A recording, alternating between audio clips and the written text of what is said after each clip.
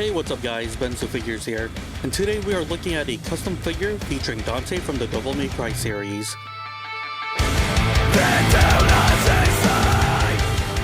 Let's begin.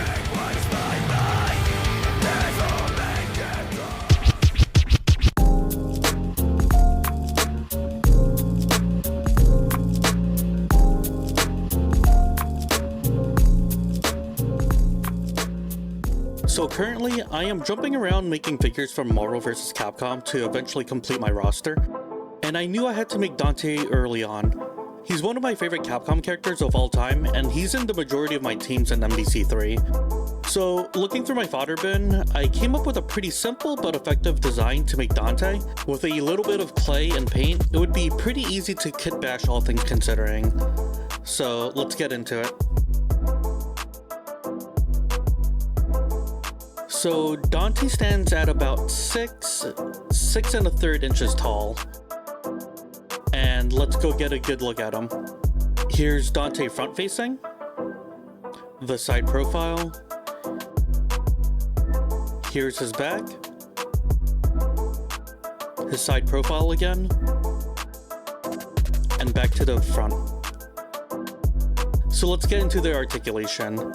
He can look this far up and this far down. His head rotates. Just a little bit of paint rub underneath the neck, but that's okay since it's under there anyway. His arms rotate and are not obstructed by any sculpt. He could bend his elbows almost 90 degrees. Hold up, check over here. 90 degrees.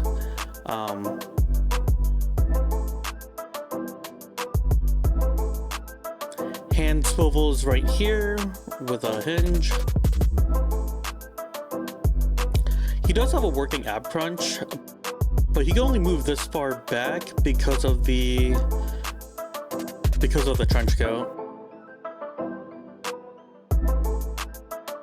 And yeah, he can kick this far forward.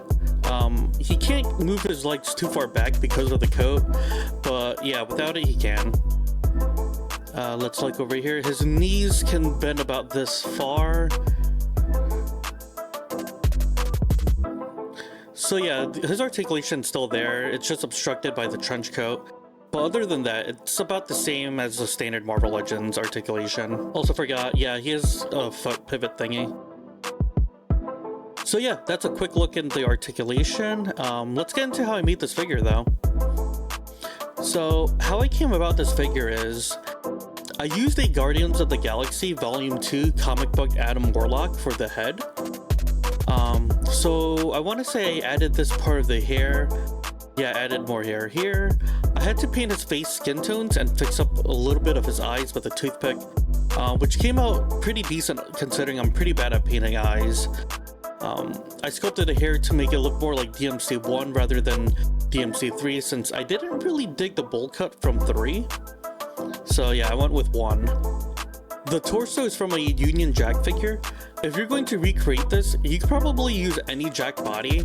I use a Union Jack because he's super shredded and I just had him lying around as fodder, so.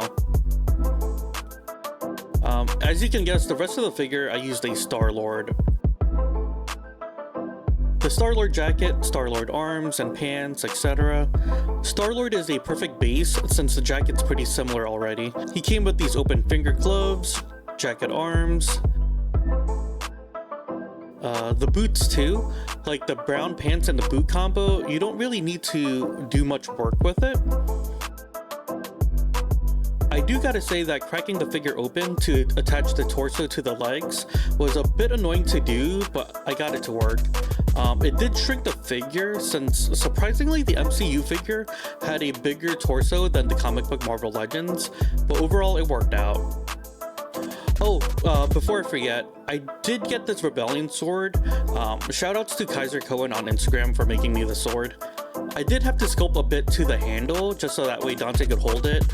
I did mess up the handle trying to sculpt more onto it, but since Dante will be holding the sword, it won't really show. It'll be covered by his hands. So yeah, that's from Kaiser Cohen. So let's go compare him to some other figure scales right now. Here's Dante with some Marvel Legends, Cap and Deadpool. Next up is Blade and Ghost Rider. Next we have him with some Jada Toys Street Fighters. Next we have Dante with some Palisade Toys Resident Evil figures. Up next we have him next to a Kazuya figure from Game Dimensions. Here he is with some Virtual Fighter Figmas. Here's Dante with some NECA monsters. Lastly, here's Dante with some other Devil May Cry customs I've made. So overall, I really do like how this figure came out, all things considering. The idea was pretty simple, but Frankensteining the pieces together was surprisingly a pain. A couple of critiques I would say is that since I didn't really prep the joints at all, there's a little bit of paint rub on one of the arms. Luckily, since the Star-Lord base is originally a darker red, I don't mind it too much. But yeah, in hindsight, I would probably prep the figure better. Also down the line, I might go ahead and remake the head sculpt to make it have that DMC3 Dante hair rather than DMC1. But yeah, other than that, I'm pretty proud on how this turned out, so... If you liked the video, drop a like, comment, and subscribe, and I will see you in the next one.